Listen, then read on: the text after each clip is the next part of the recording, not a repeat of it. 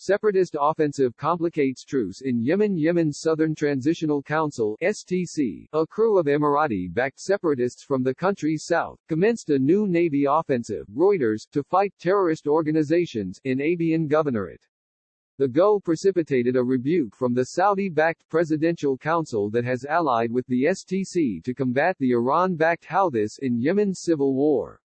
A truce between the Council and the Houthis has been in location considering the fact that April. Separatist offensive complicates truce in Yemen. Yemen's Southern Transitional Council (STC), a crew of Emirati-backed separatists from the country's south, commenced a new navy offensive, Reuters, to fight terrorist organizations in Abyan Governorate.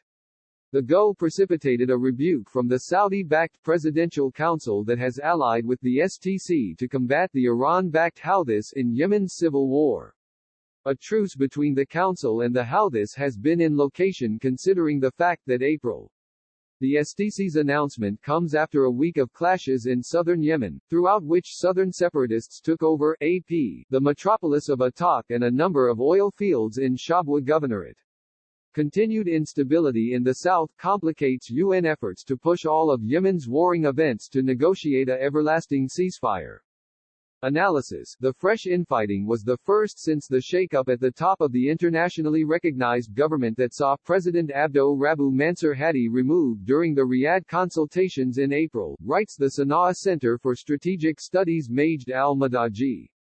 The conflict, in southern Yemen, betrays the fragility of Yemen's new leadership in Aden and the disharmony among the pro-government forces fighting a common foe, the Iran-backed Houthi group, Al-Monitor writes.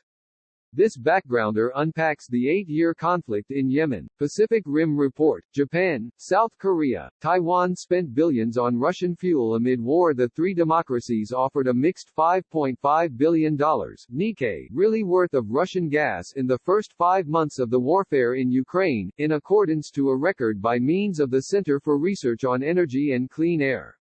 They have now not laid out a timeline for phasing out purchases of Russian fuel, as many European international locations have. Malaysia, former Prime Minister Najib Razak misplaced an enchantment and will be jailed Nikkei for 12 years for hyperlinks to a corruption case that siphoned billions of bucks from country funds. South and Central Asia: Pakistani Prime Minister visits Qatar seeking investment. Pakistani Prime Minister Shahbaz Sharif begins a 2-day visit, dawn, to Qatar. Moment, his first trip to the country since taking office in April. Bangladesh: the government ordered seminaries to remain unrestricted, BT News 24, on Fridays and Saturdays and told public sector institutions to reduce their hours amid an electricity deficit. Middle East and North Africa: Iran reportedly dropped some demands for revived nuclear deal. An unnamed U.S. functionary told Reuters that Tehran relaxed its demands on ending transnational examinations of its nuclear program and removing the Islamic Revolutionary Guard Corps from O.S. list of terrorist associations, and sanctioned U.S. response to Iran will come soon, the functionary said. This backgrounder looks at the Iran nuclear deal. Europe-Ukrainian rail link to Moldova restored. The rail line, which was inactive for 25 times, could carry 10 million tons of freight, Kyiv Independent, per time to bordering Moldova, Ukrainian President Volodymyr Zelensky said. Europe business exertion in the Eurozone fell to its smallest position (FT) in 18 months, according to an S&P Global indicator. Advanced prices and falling demand are fueling enterprises of a recession in Europe.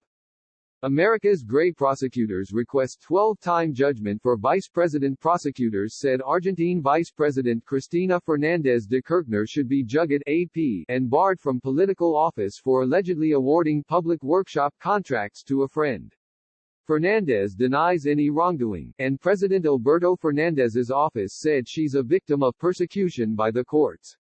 Brazil, Venezuela: former Brazilian President Luiz Inácio Lula da Silva said he supports free choices, Bloomberg, in Venezuela, a shift from his party's long-standing support for the government that began under Hugo Chavez in 1999.